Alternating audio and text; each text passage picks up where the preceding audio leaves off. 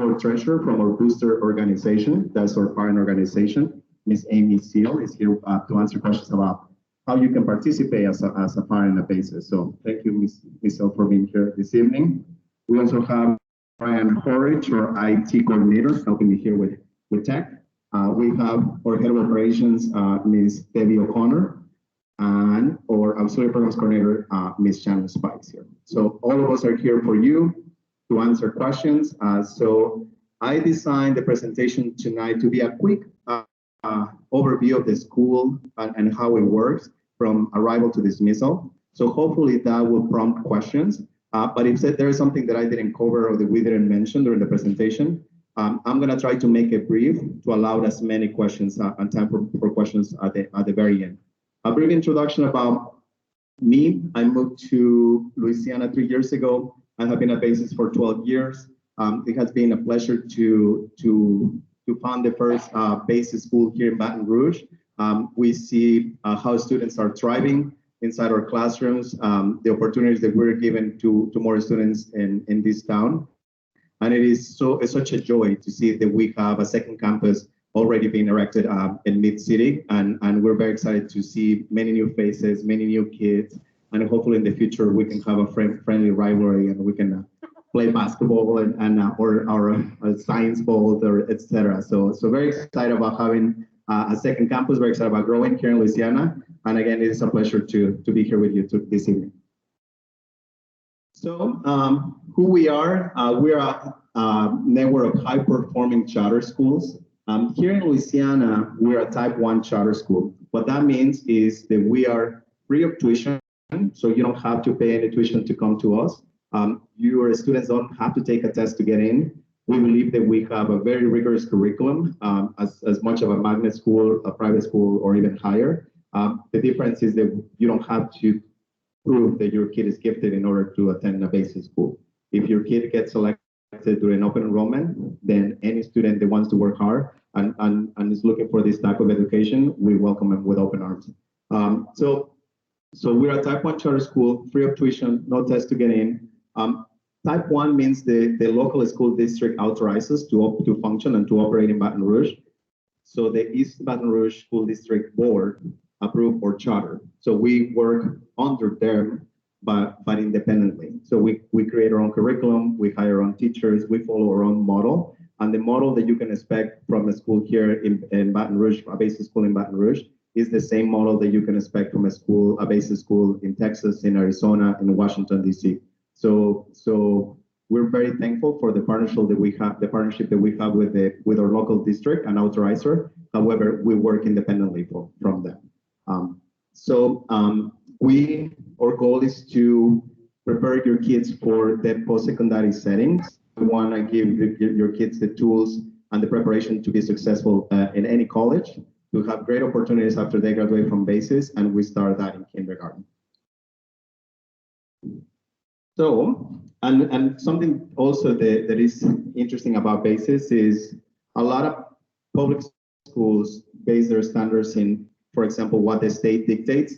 Here, a lot of schools aim to prepare students for the LEAP 2025 test. Here at BASIS, we try to prepare students to be competitive at a global level. So we look at what are the best schools in China are doing, what are the best schools in Europe, what are the best schools in the United States are doing, and that's what we want to be. So regardless of the jurisdiction that we go to, our goal is the same, to prepare students to compete at a global level. So that you can see where we're at. Very happy to put a number 2 this year in Louisiana. We were founded in Arizona in 1998. And then we have 5 schools in Texas, soon to be 7, and 1 school in Washington, D.C. And again, you can expect the same thing from any BASIS school. This is very hard to read, but we started in 1998 with 54 students. We're serving more than 20,000 students up to date. And something that I love about BASIS is that we still stay true to our mission, which is having a rigorous curriculum, give a lot of responsibility and advocacy to our students, and hire the best possible teachers for your kids. So even though we started with 50 kids and now we serve more than 20,000, the mission is still the same. So that's the location of our new campus, 7921 Florida Boulevard. Will be open in August. We currently still have seats. Just to give you a sense, when we opened this school 3 years ago, it was very similar to what is happening in Mid-City. Little by little, we were getting more families interested, more families enrolled. And right now, we're very close to capacity in kinder. We still have seats for all the other grades that we're offering. So we still have seats available for first, seats available for second and third grade. So if you know more families that are interested, this is a great opportunity because in this campus, after 3 years, as soon as open enrollment ends, we usually have about 700 people in our wait list. So right now in Mid-City, there is no wait list. If someone applies, that person gets in. The only requirement is to live within the East Baton Rouge parish. So it's a great opportunity. If your family is interested in 4th and 5th grade, they can still apply. Right now, we're putting all of our 4th and 5th graders in the wait list. We're looking at enrollment. We're going to determine soon if we're going to offer those grades next year. We're advertising a K5, but for sure a K3. If you apply, I know that you guys are already families that are enrolled. But if a friend that is interested, if they apply tomorrow, they'll get an offer tomorrow in those grades. So it's a great opportunity right now that we don't have a wait list. Once the wait list happens, it's going to be a lottery, like it happens in this campus. Usually we have open enrollment. If we have, for example, 100 seats in kinder, the 101 application after we run the lottery becomes number one in our wait list. And the priorities that we have is if you have a sibling attending BASIS, then the next year you have the other sibling coming in, then those siblings will have priority. If you are a teacher or work for BASIS, that is the top priority. And then for this campus, this particular campus, and it's not going to be the same situation in Mid-City, we have a corporate partnership with the hospital, with Women's Hospital. So if an employee of Women's Hospital wants to attend BASIS, they have a priority if they apply during open enrollment. So that picture is from today. So that's how the building looks today. We have a time-lapse camera that kind of gives us progress of how the building is looking every day. So I cropped that from the camera, and that's from today. So there is already a lot of progress. Like I said, we're expected to open this fall, and very soon, instead of me, the new head of school is going to be conducting these presentations and getting to know you. So that is how the building is going to look like. Very similar to this one. So that's why it's very nice that you guys are here. If you're at home, we also have an online tour in our website, in the BASIS Baton Rouge Material website. So you can take a tour from our building, in case you're not in presence here in the building. But if you're here, this is very similar what the school is going to look like. If you go to Arizona and look at the BASIS schools, is very interesting because you're in a completely different state, but you feel like you're in the same school. So that's something kind of neat. We use the same architects. It's a beautiful architecture. So you can expect that from our new campus as well. So those are some more pictures of the rendering. So very exciting.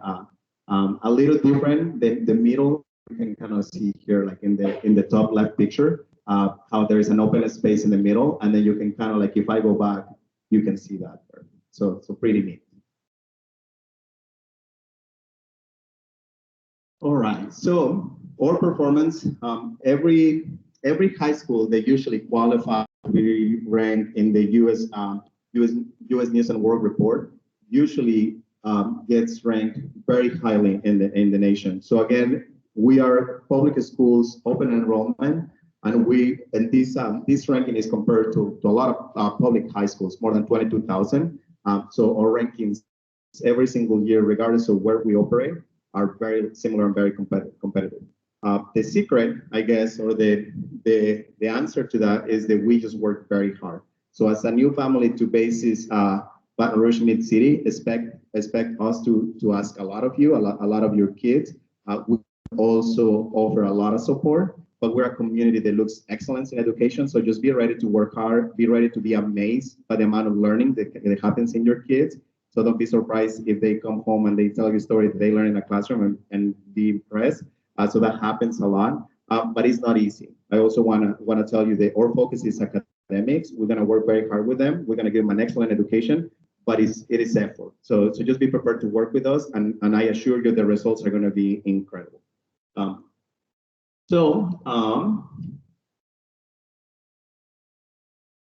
So the way we break or model the school is in the primary, and that's kind of where you guys are heading. We want to give the students the foundation, the basis. We're going to close the gap. If you have kids, they're coming maybe behind from another school and you're concerned, we're going to do interventions. We have a two-teacher model. So the way that we provide interventions that help with the students, it aids us to accelerate reducing that gap and catching up students quicker than other models. So the elementary, you're going to see a lot of study habits, responsibility, advocacy. So we're going to build on foundation. So we're going to build a lot of that, and also the joy and love of learning. So you're going to see that's a lot of our focus. We want kids to love coming to school. We want kids to want more every day and to enjoy learning. Then in middle school, 5th and 6th and 7th grade, they start becoming more mastery based. So we want to really focus and make sure that they're really mastering all the skills. To give you a sense, in 6th grade, our kids have final exams that we call comprehensive exams. And if they don't pass them all, we don't promote them. We give them a lot of opportunities to do retakes. We give them summer school, but it's very important for us that they master content before we just push them to the next grade. Classes that your kids will be exposed starting in 6th grade, for example, would be chemistry, biology, physics, pre-algebra, Latin, classics. So very robust curriculum. We're going to help them a lot. The lowest level in high school, for example, is pre-calculus. 100% of our kids will graduate with AP calculus, and that is just an expectation of 100% of our students. It's not just the gifted kids or the advanced track. 100% of our kids are expected to follow the same curriculum because we believe that every kid can achieve as long as they work hard and they're in it. So, and then in the high school, we are kind of like follow the advanced placement curriculum. If you're not familiar with the AP curriculum, it's a test designed by the College Board. Those are college level entry classes. And if you take the exam, the AP exam, and then you get a certain grade, you can get a college credit if the university takes AP credit. So we follow the AP curriculum in our high school. The kids need to take 6 AP exams, 8 AP classes, pass at least one. The average is 12.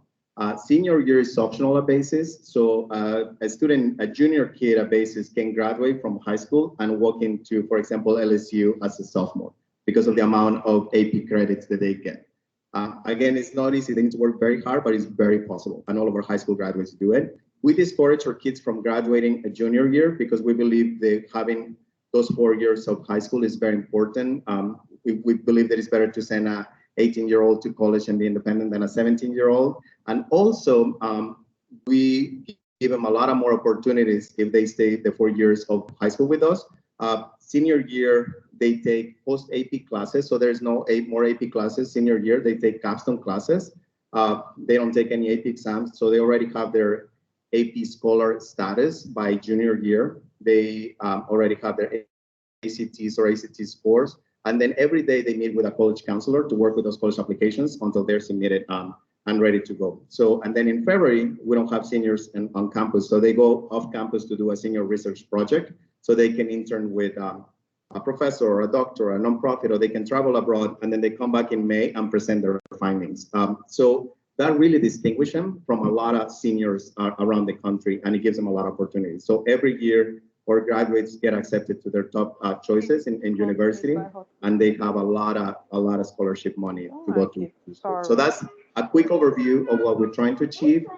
Again, a lot of support along the way. For example, we offer free tutoring. We call it student hours. It's starting in first grade. And we want kids to build that advocacy. If I don't understand something, I want to ask, and hopefully I can understand it after I ask and I work on it.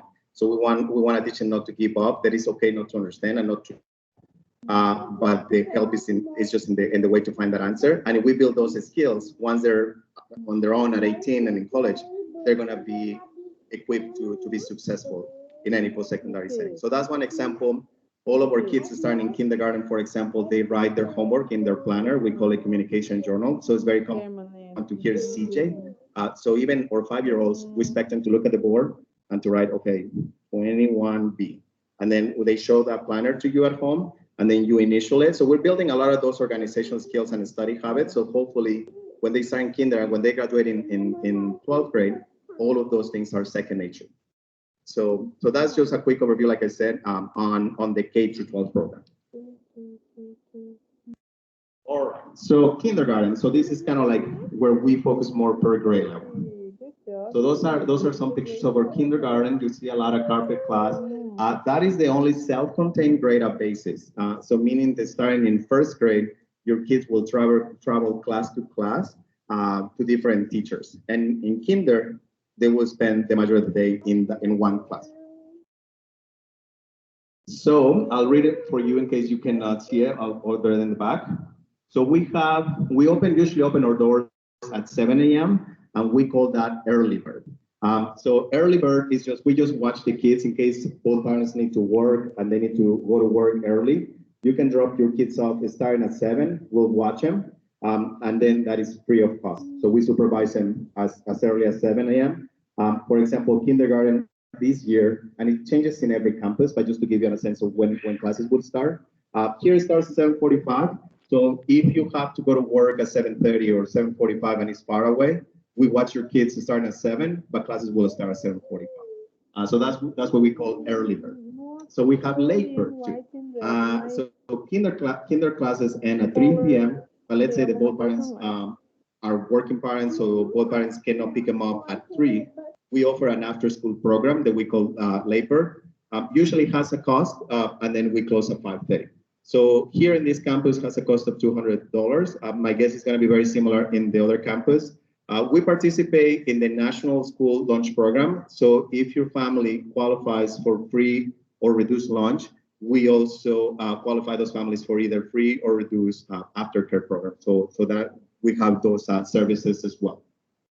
So like I said, classes starts at 7:45 in this campus, ends at 3 p.m. Our kindergarten students have 3 recess and a lunch. And the homework that you can expect, including reading, is about 20 minutes. So that's kind of what you can expect starting in kindergarten. Ms. Byrne is here in case you have particular questions about kinder after the presentation. So the classes that they don't have, hopefully I don't forget any. So it's language and literacy, math. Something that I would like to point out is we finished the kinder curriculum and the first grade math curriculum in kindergarten. So when the kids go to second grade, they start with the second grade curriculum. And when they go to second grade, they start with the third grade curriculum. If your kid comes next year in first, second, third grade, don't worry about it. We're gonna catch them up. We're not gonna water down our expectations. We're gonna start with the same expectations that we have for any BASIS kid in the country, but we're gonna catch them up because we understand that they're coming from another curriculum. So please know that we are very aware of that situation. We had it here 3 years ago, and kids catch up very quickly when you raise them up. So then we'll have science, civics, music, drama, art, movement, which is PE, Mandarin, and enrichment, which is kind of like a review of what they learn usually in the morning. So they do that in the afternoon. So there's a few pictures of kindergarten. The picture on the top, this one is for Saxon math. So they usually do side A with the teacher. So they go over side A, and usually homework is side B. So it's very similar, almost exact same work with different digits. So that's what you can expect. And sometimes Ms. Burns can tell you this better, but later after a couple months, they get an additional piece of homework from math. In grades 1st through 3rd, we start transitioning from class to class, and we have 2 teachers. So we have a teacher, there is an LET.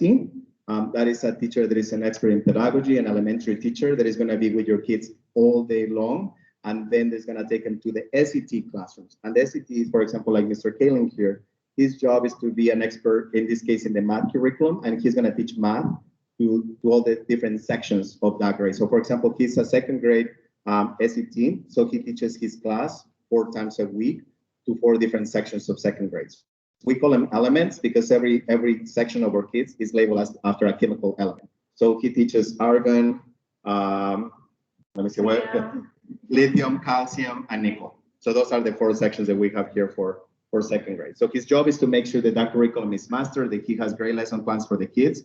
And in the case of the LET, when they come to Mr. Kaling's classroom, the job is going to be to co-teach, to circulate, to reduce the ratio, make sure all the kids are getting it, or even work in small groups, etc. So a lot of that collaboration happens, and they're two full-time teachers. So there's not a lead teacher and a teacher's aide.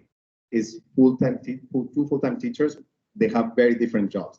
And then the LETs, when the kids go to specials. So for example, if they go to drama, music, art, engineering, the LET can talk to the drama teacher and say like, hey, can I borrow this kid for 20 minutes during your class to do intervention? So they pull them out of class, work one-on-one to make sure that kid catches up. So we offer that in the younger grades, and that's why I mentioned earlier, our model allows us to close the gap quicker than other models. Because in other elementary schools, you have one elementary teacher that is trying to do it all and working hard with the kids, so it's harder for them to themselves and do it all during the day. So with our model, it works really well. So if your kids are in next year in 1st through 3rd grade, your LET will be the main person that you want to contact, because that teacher can tell you how your kid is doing in all of the different classes.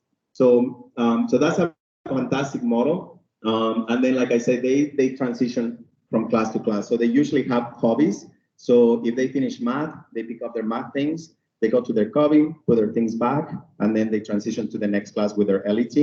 This year is a little different because we're not transitioning because of COVID. So we're all staying stagnant. But we hope the next year things will be a little more normal and the kids will be able to transition class to class. So same thing, early bird starts at 7 a.m. We also offer labor. For these grades, classes start at 7:45 and end at 3:30. They also have 3 recess and a lunch. And you should expect about 20 to 40 minutes in 1st to 3rd grade. 3rd grade, they start doing a lot of more math problems. So I would say, depending on the student, it can also go up to an hour. So we do believe in homework. So just so you know, that's something that we want parents to keep in mind, so that you build the habit of reviewing material and working. And math homework usually very constantly they'll have math homework. But I would say for 1st and 2nd, I would say about 40 minutes is pretty standard. 3rd grade jumps a little bit because they use the math textbook for 4th grade. So then they'll have a little more homework.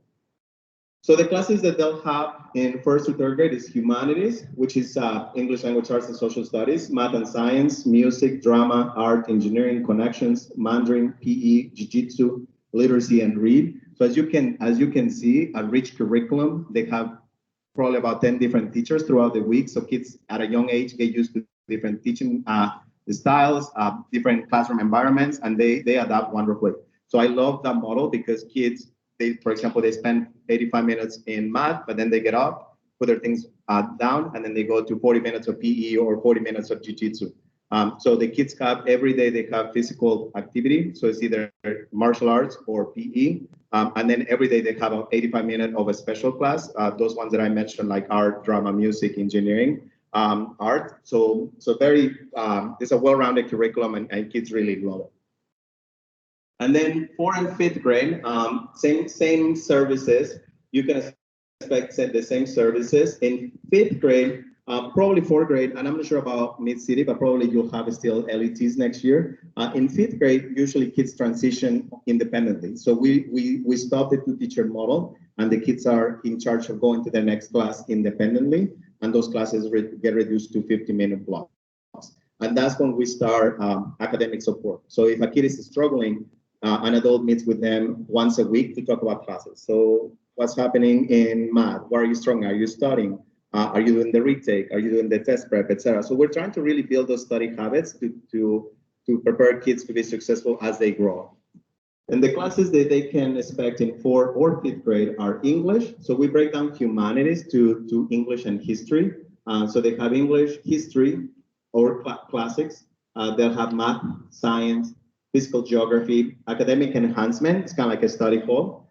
They'll have drama, art, engineering, Mandarin. So we do Mandarin K4, and then we start teaching Latin in 5th and 6th. The reason why we introduce Mandarin in the younger grades is because research shows that Mandarin helps them with their academics in general. So it stimulates parts of the brain it helps them learn at a faster pace with their other classes. So that's why when they designed the curriculum, chose Mandarin. And Latin, they chose Latin because of the biology, chemistry, and physics classes that they take in 6th grade. So it helps them with the terminology and vocabulary. So that's the reason why.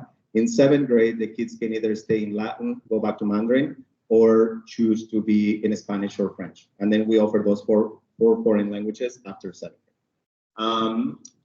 And that's kind of like a quick overview of the classes. Like I said, we focus a lot on organizational skills, time management. The kids will have a humanities packet throughout the week. So we want them to kind of maybe do a little bit at a time so that they pace themselves. But also we thought at the younger age that packet also helps families to decide. A lot of families have activities in the evening. So if a family likes to get it all done on the weekend and they have less to do during the week, and then they can focus on the side B of the math, for example.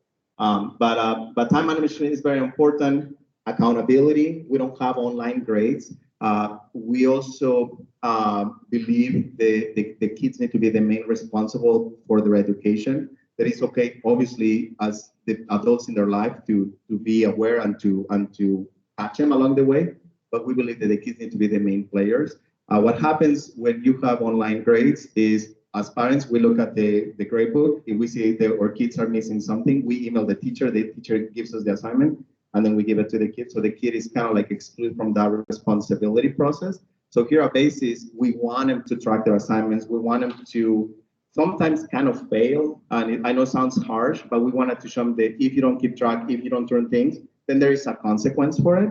And hopefully they learn along the way that it's important to be organized and responsible. So again, when they're in college and we're not with them, then that's not an issue.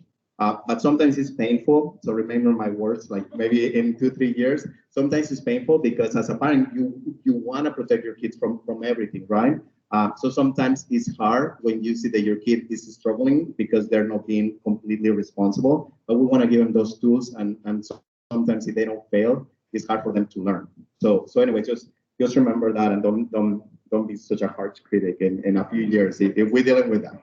But usually we're trying to catch, and we're trying to be very protective along the way.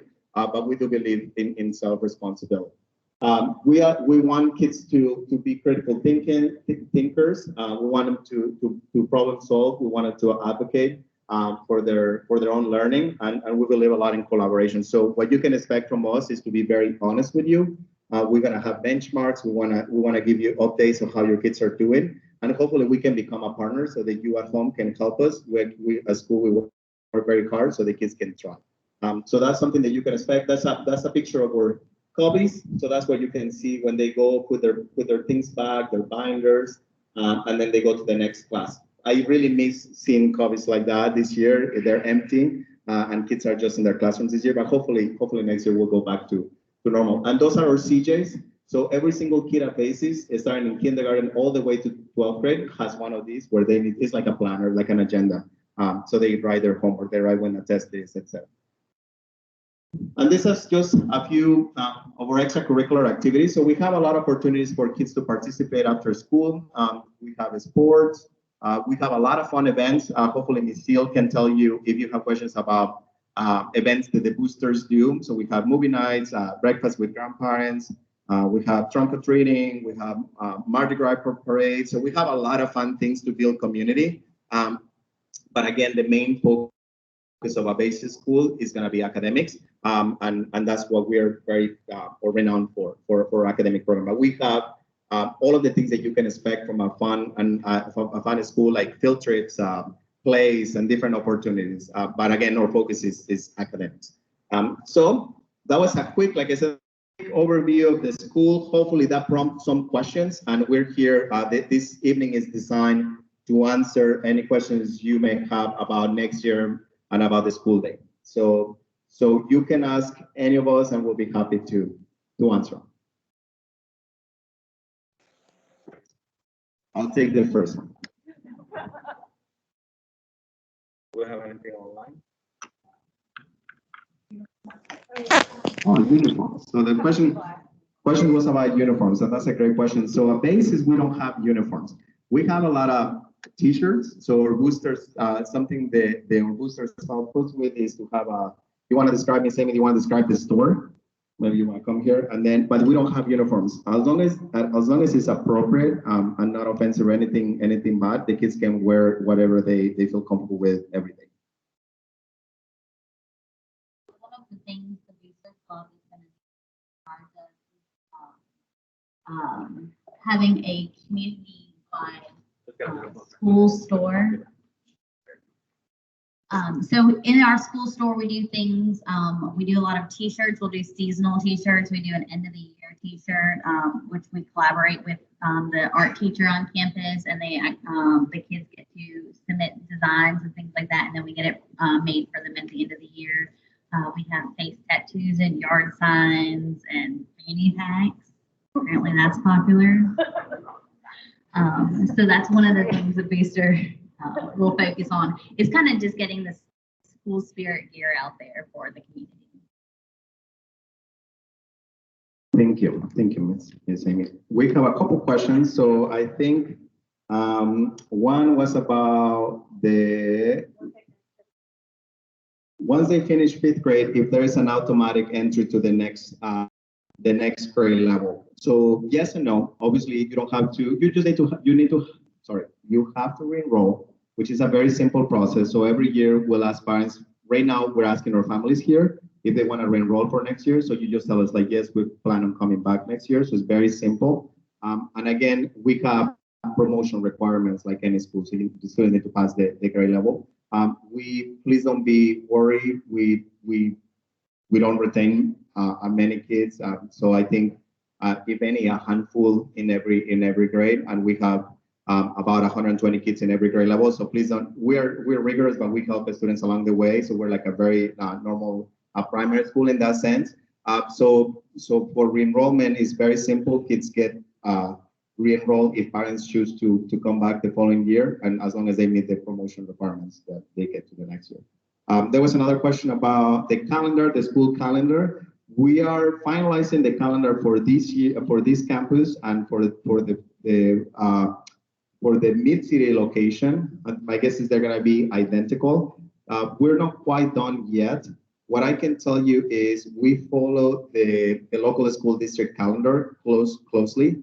A difference that we have perhaps is, for example, for February break, some schools usually have a couple of days for Mardi Gras break or 3 days. We take the whole week here. So that's a difference. We have a full week in October also. Usually 2 weeks in December, or one in December, one in January. The school year usually ends a little earlier, a few days before, and ends a few days after the local school district. And the reason why is because of those full weeks that we take during the year. And we also like to have at least a 3-day weekend every month. We work very hard, our teachers and students, so we really want to protect everybody. So we usually try to schedule a 3-day weekend every month for everybody's sanity, just so that everybody can have like a little kind of like relax and break. So expect that our calendars would align both the schools most likely. So we should have that calendar release very soon. Any other question? So we have a question about special education. If your student currently has an IEP or a 504 plan, we had a question during enrollment. If you selected yes, someone will work with you. If you give us documentation and copies of that IEP or 504, it's really helpful because we are prepared for your kid day one. And then also, for example, in kinder, it's very common to diagnose kids with maybe speech delay, and we have a speech pathologist that help. We have occupational therapists. So if your kid comes with a special education plan, of course, we'll honor it. We will need to make sure that that plan fits the model. And if not, we will tweak it so it's according to the school and the new environment. And if your kid doesn't come with a plan, but we identify through the process that they need support and help, we have all the services for all of our students. Any other questions? Yes. Oh, okay, perfect. Now I see hands. All right, so let me see. I'll go in the back and then I'll go with you and then So the question is, if we have a full-time nurse You want me to answer? You want to answer, Ms. O'Connor? All right, Ms. O'Connor, head of operations, will answer that question. We do currently here at Matera, we do have a school nurse who's here full-time. With the Mid-City campus opening, it is possible that we will have a health coordinator full-time at the campus and then have the support of our RN that's currently here at Matera serving both campuses.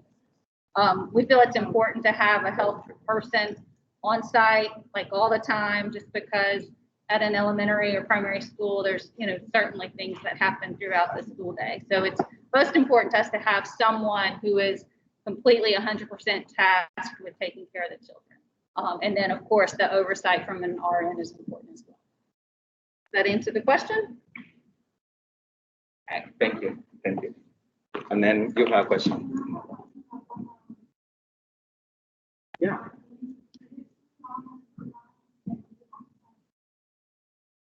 That's a good question. So the question was about labor. So that if the cost of $200 is for the whole month, if you need to sign up per month or per day, or if you can do per day. So again, if your family qualifies, and I really want to clarify that if your family qualifies for free and reduced lunch, we will do a scale, or the after school program will be free. If your family doesn't qualify, it has a cost of $200. You can choose per month to sign up the whole month. Or if you, for example, if you are running late one day and you're like, I need to call the school and let them know that I cannot pick up my kid, you can do a per day drop fee. We usually, if you use it often, we don't recommend it because it will be more expensive than the $200.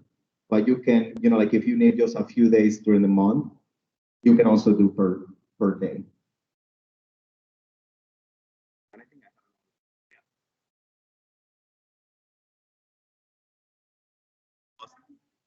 Buses. So the question was about transportations and buses. So currently we don't, and we don't plan to offer transportation services at our new campus. We will look at the, at the need and the demand, and we are definitely open to consider it and implement it. Right now, we're now contemplating to have buses next year. However, if we see the need for families, I know our board is open to implement those. But we usually families drive to campus and pick up kids, or boost organization. If we have families that want to carpool and coordinate that, we also help getting families together. And a lot of our families here do it. They say like, you pick my kid and I'll drop your kids off. So we have a lot of that, and we help with that organization too. Any other question? Yes. Hi. Okay, thank you. Thank you for that question. So the question was, do we have any summer programs? So the answer is yes, we have a couple. So for this school, and we'll have the same in Mid-City once they have when they're more established. But we have a summer camp. Here we call it the investigators or Gators. The Gators is the mascot, so we call it the investigators. And then it's a fun camp during the month of June. We also have another program that is called BOSS, Basic Organizational Student Skills. So that's usually a week long.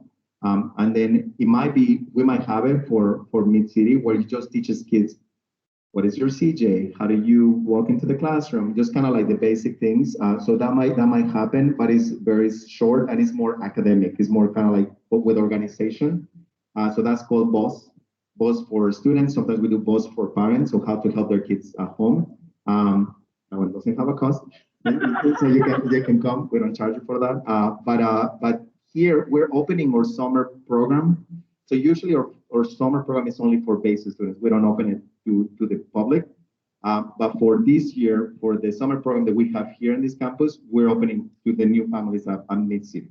And then my guess is the next year, Mid-City will have its own summer program. Thank you. And then your second question, yes.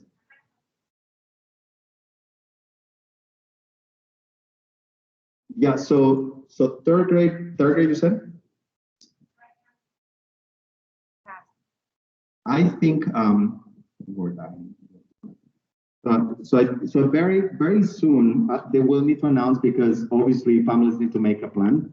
So very soon, I think Ms. O'Connor tell me or Ms. Durbin online. I believe very soon we're gonna make a final decision if we're serving 4th or 5th grade because obviously we owe it to the families to know so they can make a plan. So expect that notice very soon from us. Oh, I love fun questions. So the question was if we have a mascot for the new school. The answer is no. We did something very fun here. My guess is that we'll do something very fun for you guys in Mid City.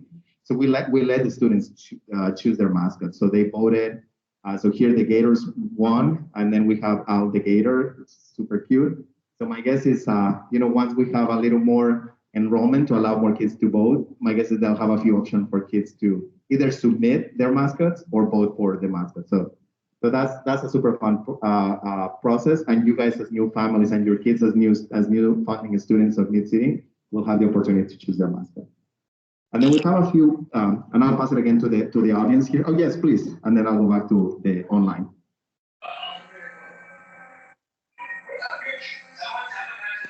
So let me see. The first question was if we have field trips, and the second question was like if we have any anti-drugs program. Anti-drug program? Anti-drugs programs, yeah. So yes, we do have field trips. We usually have 2. Again, this year is so unusual. We didn't, and it breaks my heart. But we do expect field trips from us. Let me do a quick just to bring it to you guys. So can you, Ms. Burns, do you remember a field trip that you guys go to? So which one? Barnfield Preserve. That was one. Ms. Davis, do you remember a field trip? Okay, I'll get back to you. What about you, 1st grade? The Knock Knock Museum. Mr. Kaling, do you remember?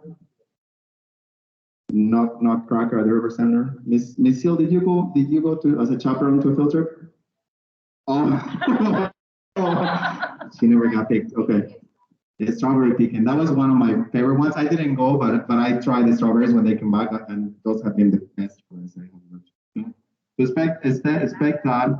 Talking about the anti-drug program, we not only have just focus on drugs, but we have a program that's called Second Step, which talks about a lot of proactive initiatives of what are expectations, good behavior and expectations from our students. Obviously, they're very young, and they will be very young, kinder, 3rd, 4th grade. But we do talk about not just drugs, but we talk about kindness and healthy things and things that they should be doing as citizens of our school. So you should expect also a curriculum. It's called Second Step. So that we also talk about that. And we do have anti-bullying with prevention. We do a whole week of programming for that. We dress in orange one day. We take a picture with a drone, and so we're very proactive in kindness, tolerance, inclusiveness. So that you can expect that from our campus, not just academics, but also being very inclusive, collaborative, and kind. Yes.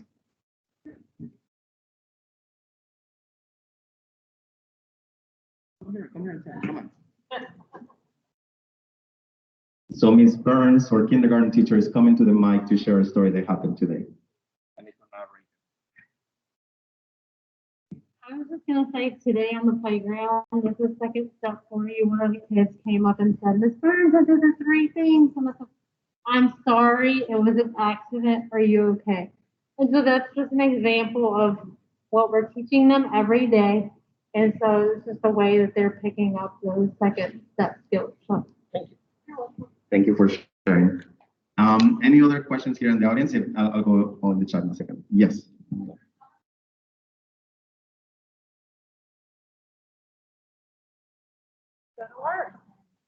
Okay. All right. Let me repeat the question and then you can answer. So, thank you. Yes. So the question was for summer program. A lot of the summer programs in town are opening registration next week. The question is like when do we open registration for ours? So Ms. Shannon Spike is going to answer that question. Yeah, we're very excited to open registration on Monday, and y'all will all get the link and the registration form. We have an online payment system called Smart for Charters, is how we're getting the current families to pay for it, but you guys can just do a check. Anyway, yes, it will come out Monday. 185 per week for 4 weeks. The hours are 7:30 to 3 is the camp, and then you could pay an additional 25 for the week for late bird till 5. So 7:30 to 5 if you want the whole day. It's just June, and it's not the week of Memorial Day. So it's not that first week, but it's like the 7th, and there's 4 weeks. So yes, and I'm planning lots of fun things. Come to camp. Come to camp, a lot of fun things. And sir, you have a question, and I'll go to you.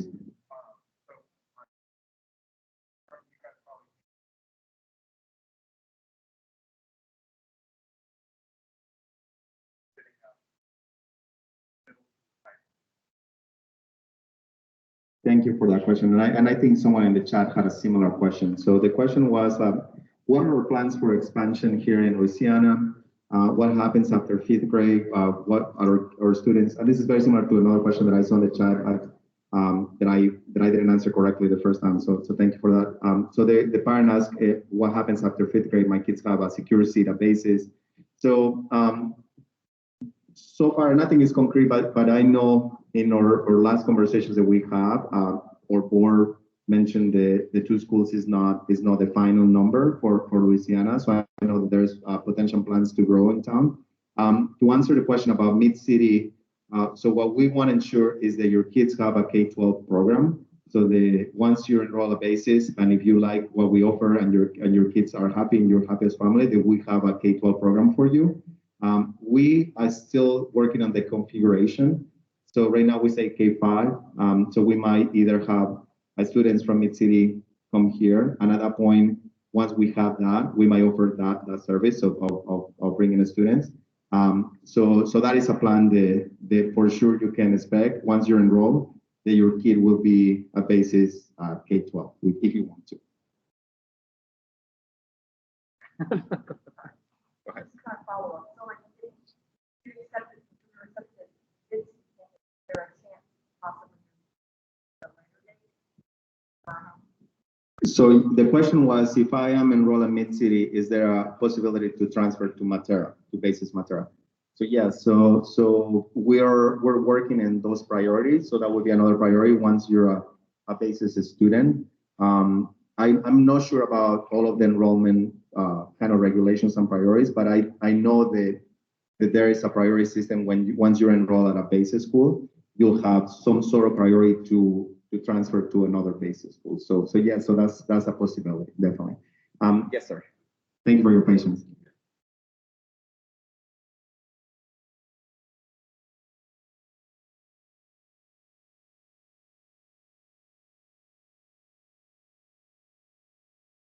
Okay, let me see if I understand. So after 5th grade, so the kids take the LEAP test in.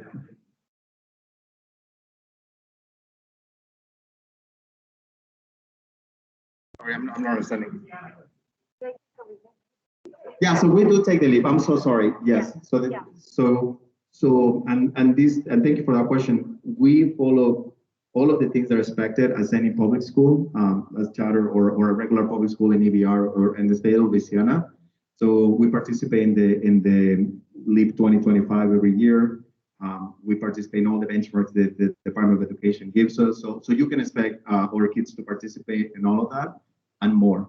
So for example, a BASIS, we take a test that is called BLT, baseline testing, where we compare our progress across other BASIS schools in the country. So you can expect that.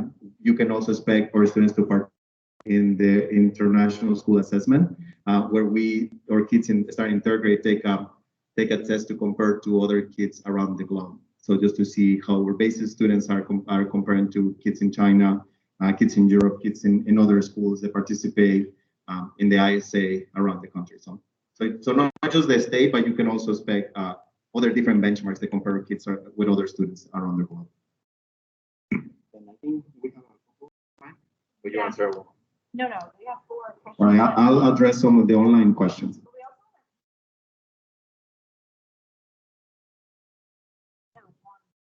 Okay, so we have a hand raised, so.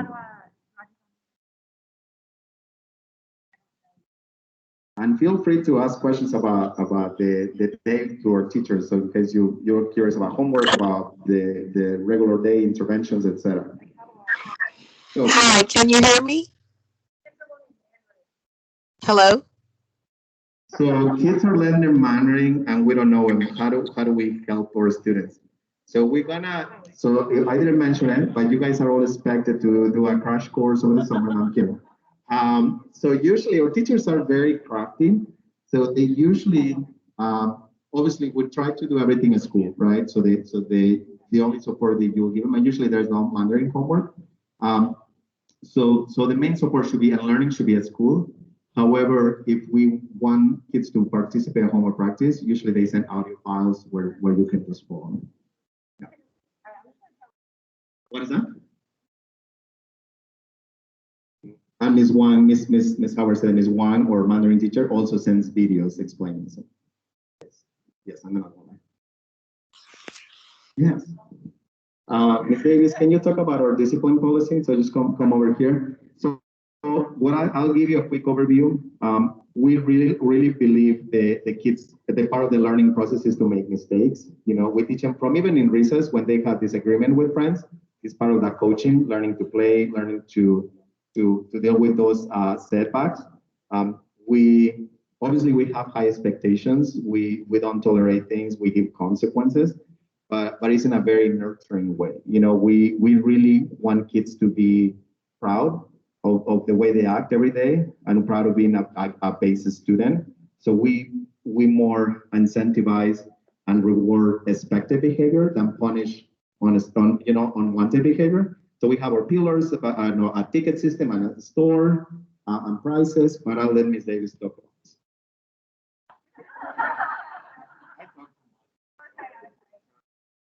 So kind of like Mr. Ramirez just said, we do have the Gator pillars, which over there we still have our Gator pillars up because we haven't been able to utilize that so much this year. But so we try to teach them and instill in them good behaviors, of course, and there are good consequences. This year we did start a Gator store, and so they earn. I don't know if any of you are familiar with Class Dojo, but we do use the Class Dojo, but we call them Gator chomp. So we call them chomp, but I thought I called them Gator points. But we call them Gator points or chomp. So whatever you want to call them. But anyway, they're incentivized to be, of course, positive. And then, of course, there are some consequences. But like he said, we do it in a very nurturing and loving way. Does that answer your question? And we also have a behavior tracking system that we did start that the teachers all use, and it kind of follows the child around. And the teachers can probably tell you even more about it than I can, but I know it's based on they get verbal warnings, and then they also might get a note home in their CJ or an email. And then we also have a demerit system that we do. And then, of course, we also have dean's referrals. So I think, yes, and we don't write negative notes in the CJs. You might often see email or check your email, because that's meant to, we want the CJ to be something that's positive for the kids. And to see, we write positive notes in the CJ. That's one thing we do encourage the teachers to do. Thank you, Ms. Davis. But yeah, in general, like for example, I personally don't believe in suspensions, that would be one of our very, very last resources. So it's most likely I invite you to my office. We sit on a table with your kid and we talk about like, okay, what can we do differently next time? Okay, and we give a lot of opportunities to learn from mistakes. And like I said, usually kids are proud to be BASIS students and the expectations that we have, and we really emphasize in rewarding that.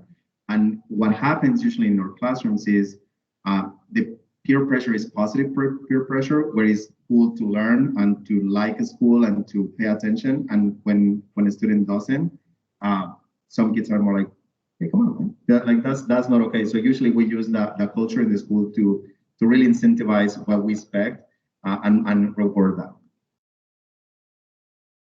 Let me go to the back and then go to you, Nancy.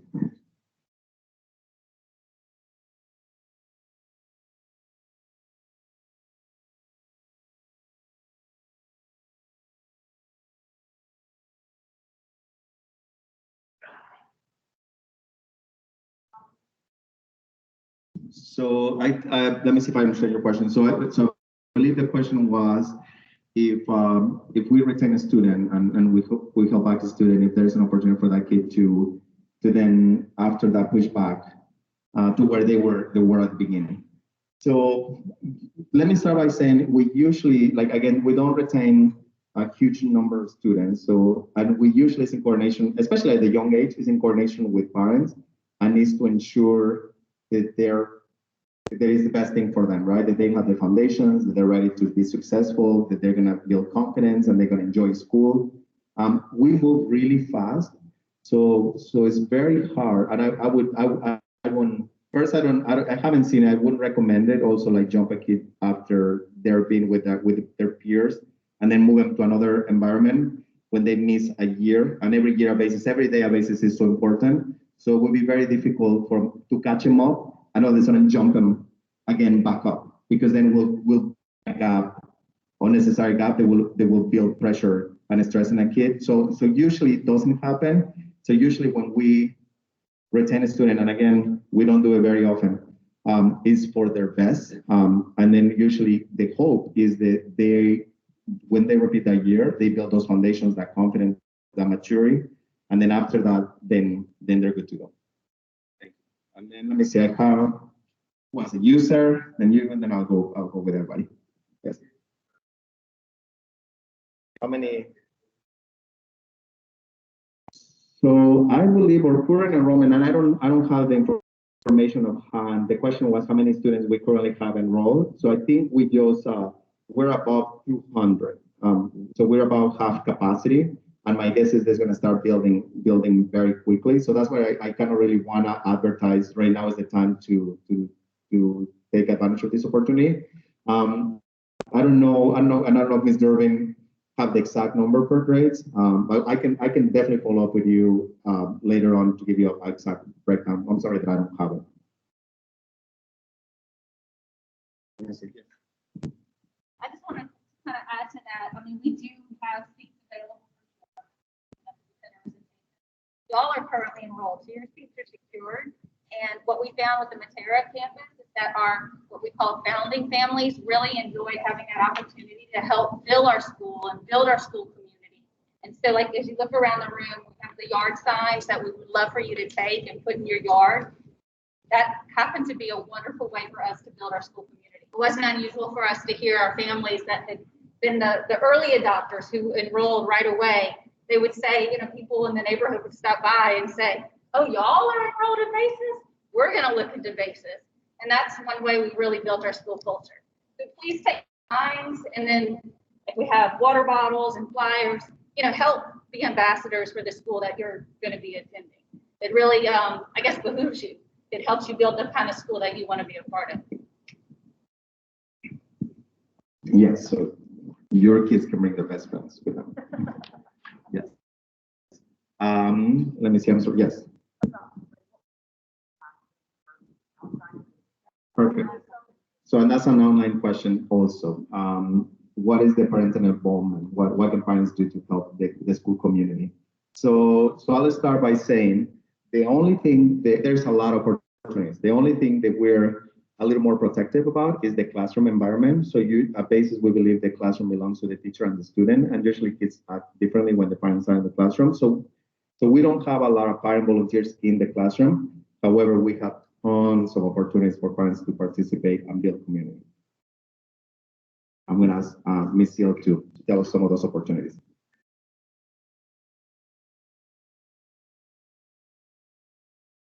So part of what the Booster Club does is we help facilitate with our teachers. And one of the things we do is we have 3 goals for the Booster Club. It's to create and encourage a sense of community for the school. And that's like building the school pride and doing those kinds of things. And then one of the other we do is our goal is by volunteering with our teachers is to allow them to be able to focus on our students, children. And we do that through different things of one example for our kindergartners is they wanted to decorate gingerbread houses, and so they sent home the gingerbread and the cartons and had the parents volunteer to hot glue them together for the kids so that they could send them back to school and decorate them for fall this year because they were not able to go to the farm. We organized and brought in pumpkins for the kids to do pumpkins for their classrooms and things like that. So that's one of the ways that we're able to kind of partner with the teachers and facilitate in the classroom with them without actually being present in the classroom. We also have a whole bunch of committees that focus on specific parts of our community that we're looking to encourage. So we have teacher appreciation, community outreach, events, fundraiser, gala, men's club, and room parents. So for an examples here, community outreach this year, our students made snowflakes and pictures, and we went and stuck them on the windows at nursing homes facing inside for those families that were, those individuals who were not able to leave the nursing homes for the holidays. So they had some things like that. So we have various events we like to host, and of course this year has been a little, but we're working on it. In regards to events and socializing with our community base here, we are looking to have what we call our extravaganza here at the end of March, fingers crossed. So we have had movie nights, and one of the big ones that our kids have just loved is we have a fall fest every year where we do a trunk or treat, and then we have some games and things, and the men's club that has come out and cook for us, and it's just real festive. I just would really love to encourage you guys to look into where you can plug in, invest in the Booster Club, because you guys have this really cool opportunity to create the school environment amongst the parents that you want. You guys are going to be our founding families at Mid-City, and you guys get to set that foundation, that expectation, and you guys get to build whatever it is you want your school to be like. You're most likely going to be committed there for 5 to 6 years. Like, this is a huge part of our lives as parents, and this is such an opportunity to kind of get in there and be a part of that founding community that says we want to include our whole community. We don't care about if you're low income or whatever. We want you here. We want you involved in those things. So it's such an opportunity, and just to see our kids and to see other families and to get to see our kids with their friends is such a great opportunity. And so just really want to encourage you guys to take a hold of that. Thank you. Do you have any questions? I think there's another follow-up question. Like, Okay, I think the question is, how do we start our own booster organization at Mid-City? And then and I'll pass it to you, Ms. Amy. I believe the ones we announced for head of operations and our head of the school, those will be the two people that if you as parents want to really take initiative and create your booster organization, you should email them right away and say like, hey, I want to start. And what we will do is we'll put you in touch with our booster here so they can help you get it started. Yes. So the Booster Club is actually independent from the school. We are our own nonprofit organization. So there is definitely a process that has to start as soon as possible to get the paperwork. So you have to register with the state and the Secretary of State and all those good things. So it is a nonprofit. So you'll have a nonprofit status, and then you also, because you will handle money, you'll also need a checking account. So those are kind of the basic foundational pieces. And like you said, we're happy. Booster, the board on our Matera campus has already said, oh my gosh, we'd love to help set you guys up and kind of give you what we have so that you can kind of get the ball rolling right out the gate. Thank you. And I believe you had a question.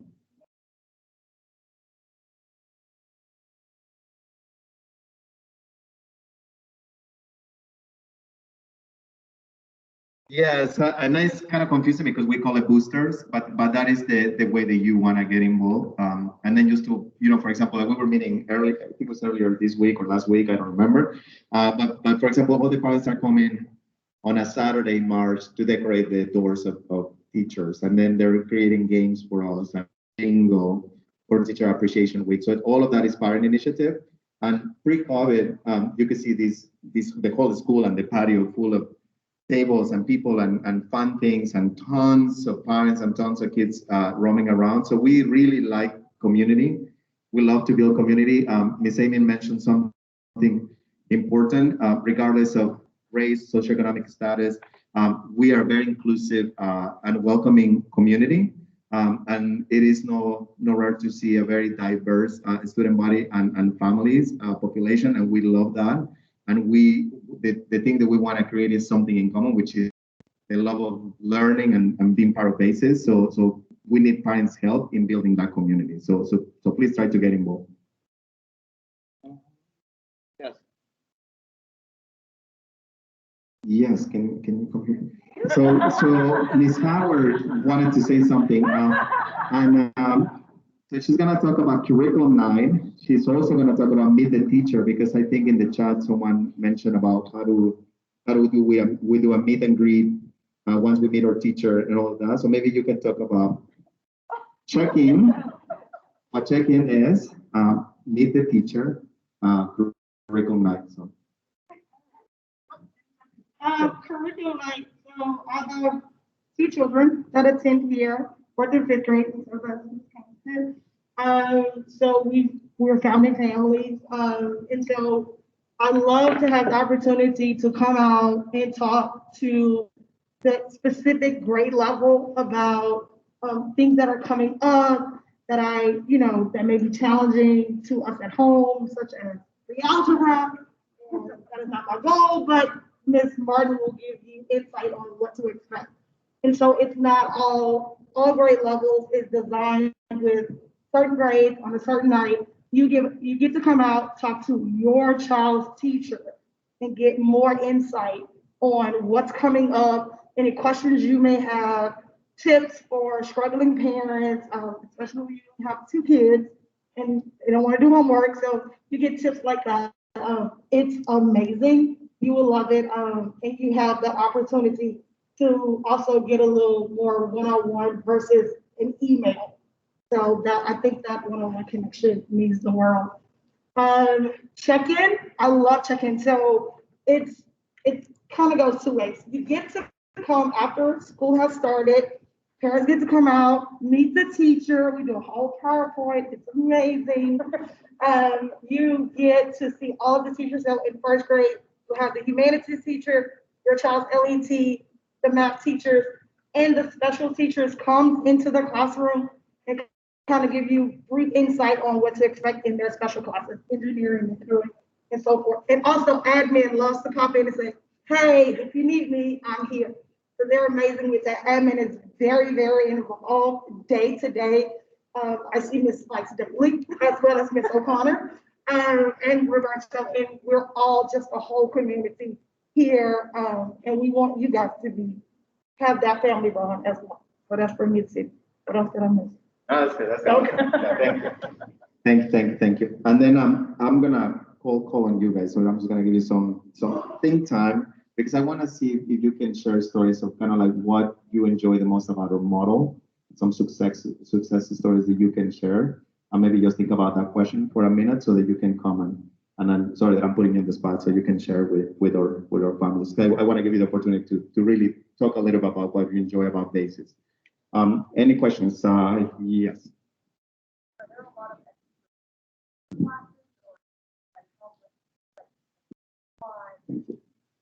Thank you. So the question is like, what can I expect as a family regarding fees? So once my kids are enrolled, so what should I prepare for?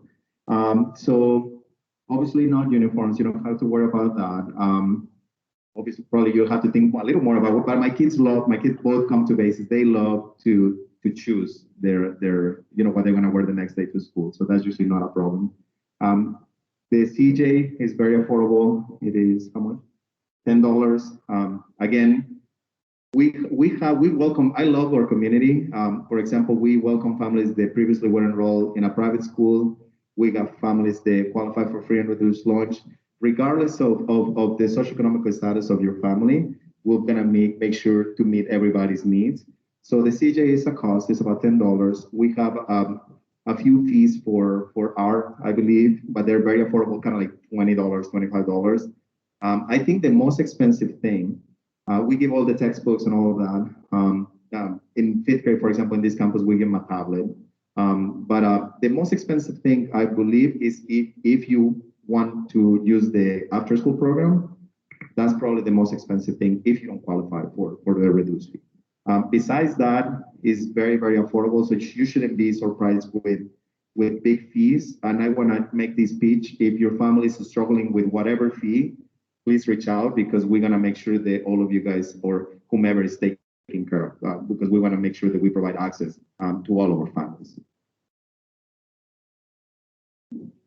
We have a question online about the school supply list. Once, obviously, as a partner, as a sister school, we're going to help our new teachers in Mid-City. So most likely, we're going to share our supply list to the teachers when we hire over there. But in the summer, you should expect a supply list per grade level. General items is very simple, like color pencils, binders, folders, pocket folders. So it's very, you don't have to worry too much about that, because it's very generic and simple to get.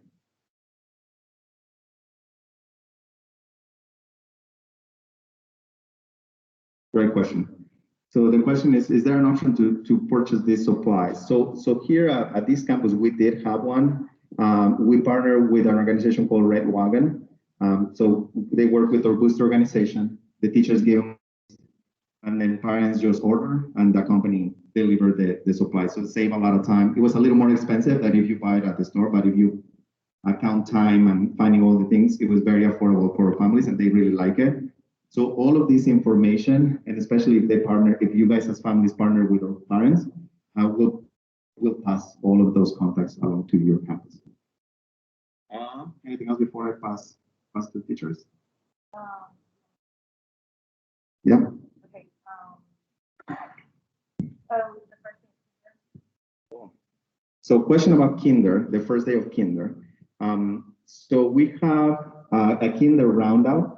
So you should expect, once those teachers in kinder are selected, we're going to invite our kinder students to spend a few hours on a Saturday with our kinder teachers so they can get familiarized in the classroom. It might be in this campus if the other campus is not ready, but that's the kind of like the beginning and the first thing when they get familiarized with the school. So expect that. And we'll have once we have our student population built, then we'll have other opportunities for you and for them to mingle and to interact and socialize. Okay, yes, sir.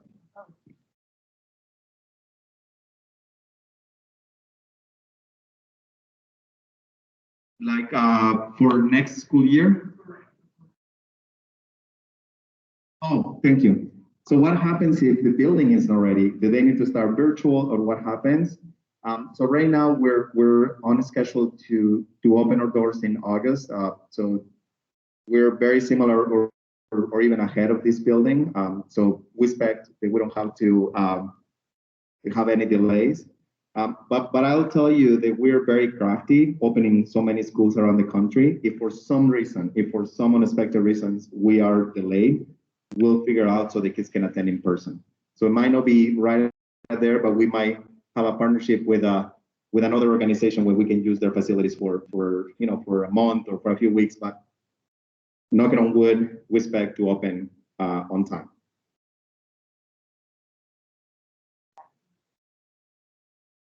Okay, I think there is a question online about COVID-19 mitigation of precautions. So as you can see, we're all wearing a mask. There's a lot of signs around the school. So we already prepare. Unfortunately, we are prepared to roll out with all of our safety precautions. So we follow the best practices that the state, the Department of Education gives us, the Department of Health. We also partner with an organization in the country, BASIS.ed. We have very, very strict, and we follow those mitigation procedures closely. We are, as you guys might heard, educators in the state of Louisiana just got approved this past Monday to get vaccinated, and we're being very proactive in helping our teachers and our faculty and staff get access to those vaccines. So my hope is the next year we can start school year a little bit more back to normal. However, if for some reason we have to do a repeat of what we're doing this year, we're fully prepared. So we have already Microsoft Teams set, all the infrastructure is ready to go, and we have now the experience of this year that no one else had before. So we're very prepared. My hope is, like I said, that we go back to normal, because I really miss normal, and I miss seeing the kids and parents, etc. So hopefully we don't have to go there, but we're ready in case we need to. Okay, so I want to pass it to our teacher. So can I start with you, Mr. Rigby? So Mr. Rigby is a first-year teacher here at BASIS, and he's a very experienced teacher, but today, this year is his first year at BASIS. So I want to see if you can just spend 1 minute just sharing kind of like your experience and what you enjoy. I would just, well, first I would say, first experience of my life, and I absolutely love it. But I wanted to speak a little bit of a question about behavior, and I was thinking when you're talking about it, that one of the things that we really do here is we teach behavior like we teach all the other subjects. We really teach it and model it, and I think probably most important for us is we're not the only ones doing the teaching here. I think the kids do a great job of teaching us, communicating with us, and teaching other students. I think we don't seem to think of behavior as a opportunity or anything. We think of it as an opportunity. And so we just really teach that and live that on a daily basis. So it doesn't become something that they're dreading. And we talk about behavior, we talk about things that they do right and things that they do wrong, we share. So I would just say that in terms of overall, we really do a great job at communicating and making sure that everybody understands what we need to do and get accomplished every day. So it doesn't really become a punishment type thing. If that makes sense. Thank you, Curtis. Appreciate it. And Ms. Barron, you thought it was going to be you, but no, I'm kidding. Come here. So Ms. Barron is one of our kinder teachers, and I'm very grateful to all of you for staying late in a work day. So I would say the most positive thing is that I was here about a year ago coming to one of these for my little girl who will be starting next year. And they said, well, we have a kindergarten position and she gets in, and I'm like, sold. So when I started in December, they told me the kids in kindergarten were doing double-digit addition. And I thought, there is no way, because I have experience teaching pre-K and kindergarten, the kids are doing double-digit addition.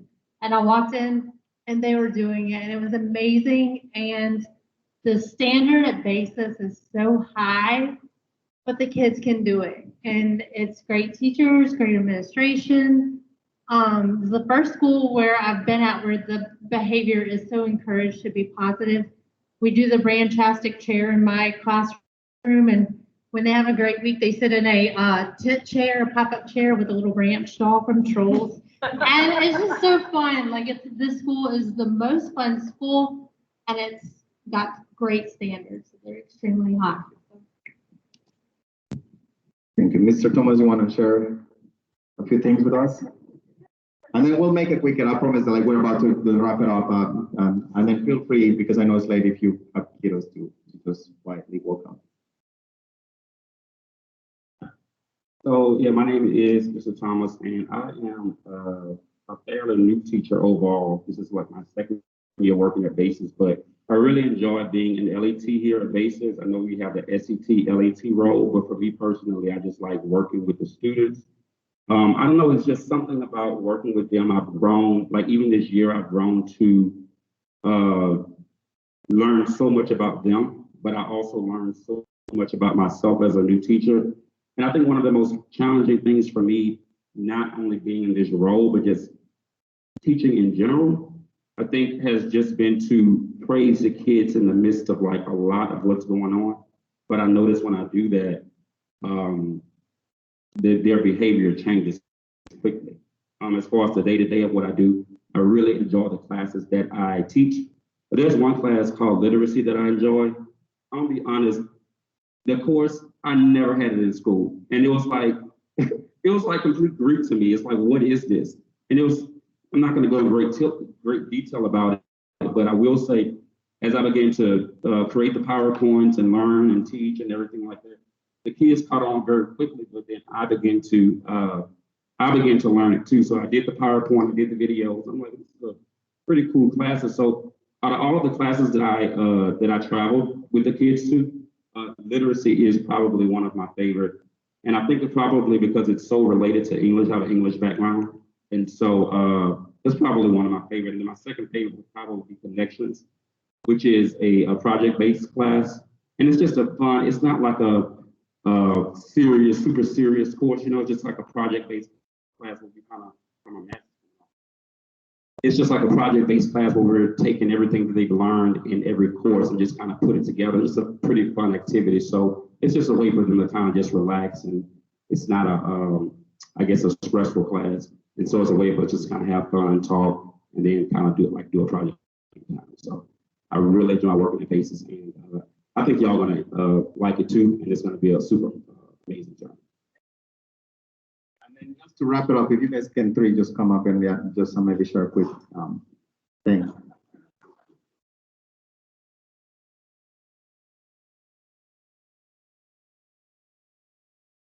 Funny because I was going to say the first thing I was talking about was what Mr. Reeves said with behavior, and then the second thing I was like, okay, I'll talk about expectations. And then I was like, well, I'll talk about connections, and I was like, but I guess one thing is like you can see there's a lot of consistency, you know, kindergarten all the way to, but I'm a first grade LET.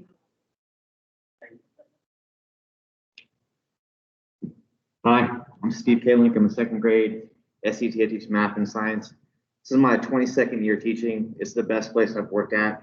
And the word I want you to think about is freedom. Because as teachers, we have a lot of freedom to do things you can't do in a regular public school. The kids have freedom to express themselves here like nowhere else. I had a student last year, I love Star Wars. She came dressed as Rey, as a Jedi. And it wasn't Halloween, it was February. And I love that. I love that about the school. I love that when I talked about literacy at curriculum night, I talked about the Bee Gees, how Barry Gibbs sings the high vowel sounds. And everyone seemed to get it. But nowhere else where I taught would anyone get that or even take that seriously. But here we do. We think differently, we have freedom, and you have a great time. Welcome to BASIS. I'm Crystal.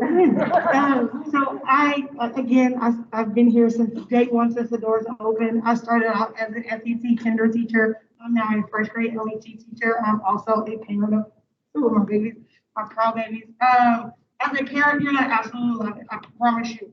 It is hard, true, but it is so worth it. BASIS have their own design curriculum,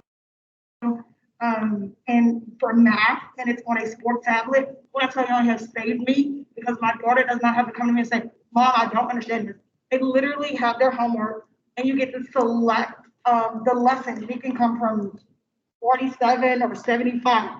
And they click it and they give you the example and it breaks it out. It's the most amazing program BASIS could ever have, and it has saved me a lot of heartache because it's hard. But as an LET, I absolutely love my job. I love my team. I can tell you, if Mr. Tipperini, who's the math and science teacher, if he misses a day, I can walk into class and I can teach his class because we are truly co-teachers. We know each other. I know exactly what he's teaching. We collaborate daily. And that's the same thing for Ms. Constant. I can walk over to Helium and I can teach her class if she's not there. So you are going to love it. I promise you. Thank you. Thank you so much, guys. And you know, like if this is a proof of how dedicated and professional our teachers are, I just sent an email on Sunday. We were on break last week, and I said like, hey guys, I have an info session for Mid-City. And look at that. And it's 7:30 and they're here, and tomorrow they're going to be here early working. So they're very dedicated professionals. They're very caring and loving. And that's what you can expect from a BASIS school. High standards, high expectation, a lot of support, and very caring teachers. So thank you so much for being with us this evening. If you're online, thank you so much for joining us. Welcome to BASIS. And please let other families know that we still have a space for them. So thank you, everybody. Thank you, guys.